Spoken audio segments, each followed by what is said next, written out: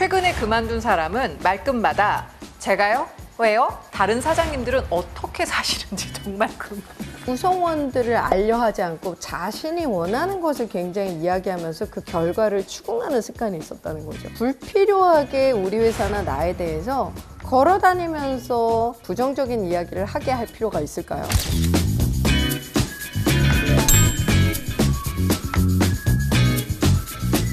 자, 그리고 두 번째 또 댓글이 있었어요. 이분은 또 리박스 리보닝 알람 설정해 놓고 기다리고 보고 있는 사람입니다. 저는 조그만 업체를 운영하는 사람인데요. 작지만 사람 쓰는 것이 정말 쉽지 않습니다. 조금 일이 익숙해졌다 싶으면 이런저런 불만을 얘기하면서 저를 떠납니다. 최근에 그만둔 사람은 말끝마다 제가요? 왜요? 라는 말을 달고 살아서 대화하기도 참 쉽지 않았는데 최대한 잘 해주었음에도 대표가 꼰대 같아서 싫다는 얘기를 주변에 하면서 나갔다고 하더군요. 정말 화가 나고 어떻게 지내야 할지 상처도 됩니다. 다른 사장님들은 어떻게 사시는지 정말 궁금해요. 너무 대표님도 힘내세요. 화이팅!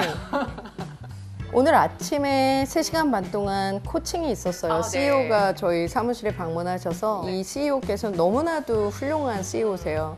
그리고 과업에 대해서는 무조건 납기를 지키시고 그런데 수없이 많은 다양한 구성원들과 일을 하잖아요. 네. 어떠한 구성원은 인정 욕구가 많은 강아지형. 항상 강아지형 우리가 멍멍 얘기했던 개형 말고 강아지형. 네, 이런 분. 네. 그리고 또 어떤 분은 감독님처럼 끝까지 밤을 새더라도 한번 일이 시작이 스타터. 되면 반드시 해내야 되는 형들이 있고 그런데 이 대표님 같은 경우는 구성원들을 알려하지 않고 자신이 원하는 것을 굉장히 이야기하면서 그 결과를 추궁하는 습관이 있었다는 거죠. 구성원과의 갈등이 일어나는 원인은 반반.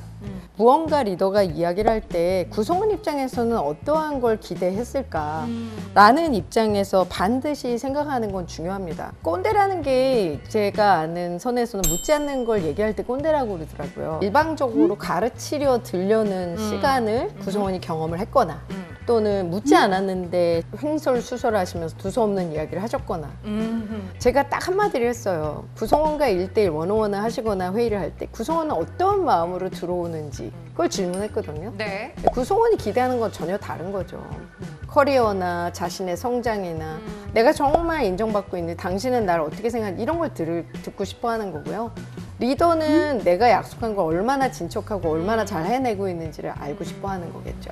거기에서부터 조금 바라보는 지점이 좀 다르네요. 그렇죠. 기대치가 다르네요. 네. 이렇게 어긋나는 거죠. 그렇구나. 네.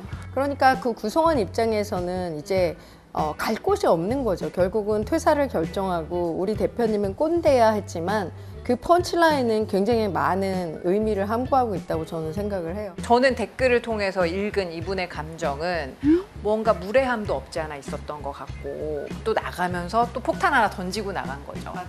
근데 지금 우리 제이드의 말에 따르면 당신에게도 문제가 있을 수 있습니다. 이렇게 또 완곡하게 표현해 주시는 거라. 근데 이거 있어요. 네. 퇴사자를 임금님처럼 다뤄라. 라는 말이 있어요. 그거는 제가 가식을 행하라는 게 아니라 걸어다니는 마케팅이라고 한번 생각해 보세요. 불필요하게 우리 회사나 나에 대해서 걸어다니면서 부정적인 이야기를 하게 할 필요가 있을까요? 비록 나와 맞지 않고 괘씸한 마음이 있더라도 네. 적어도 굉장히 특별하다는 느낌, 네. 그리고 존중받는다는 느낌, 그리고 이 회사에서만은 내가 미안하다라는 느낌, 그리고 마지막 순간에는 감사하다는 느낌을 갖도록 최선을 다하는 게 굉장히 중요해요.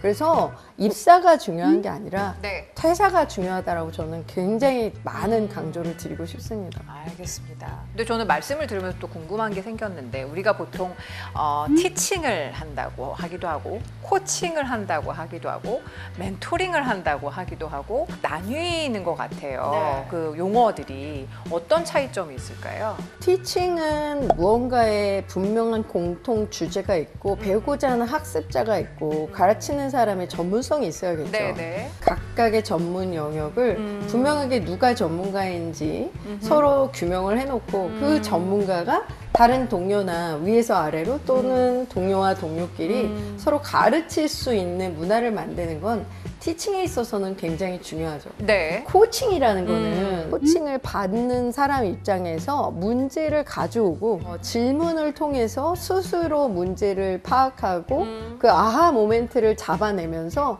스스로가 알아차리게 하는 굉장히 숙고의 굉장히 깊은 대화의 시간을 네. 서로 가지는 게 굉장히 중요합니다. 네. 그래서 요즘은 기업에서 코칭형 리더라고 하지만 네. 또 이 시간이 없잖아요. 그렇죠. 빨리빨리 문화가 네, 네, 여전히 네, 네. 지금 전 세계로 퍼져나가고 있기 때문에 네. 질문의 힘을 키우면서 리더가 답을 직접 주는 것보단 구성원이 답을 찾아가는 네. 그런 방식으로 내 거라는 느낌이 들게 하는 그런 코칭을 이제 많이 주도하고 있어요. 멘토링은요? 멘토링은 이제 멘토라는 게 구성원에 대한 성장과 그 구성원에 대한 특정 전문성을 보고 그 기한 안에 어머니와 부모나 그런 책임지는 마음으로 사랑하는 친구의 자녀를 내가 정말 취해서 뭔가 잘 성장하게 하는 마음으로 그 구성원을 이끄는 게 이제 멘토링이라는 본질을 잊지 않으면 좋겠습니다. 우리 리더들께서 내가 지금 구성원에게 하고자 하는 말이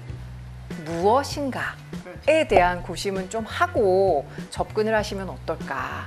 오늘 근데 너무 명확하게 또 설명을 해주셔서 역시 저의 티처이시면서 코치이시면서 멘토십니다. 저는 멘토는 조금 생각해 볼게요. 아, 그러십시오. 당신을 어떻게 책임지기가 너무 거대하셔서. 그러십시오.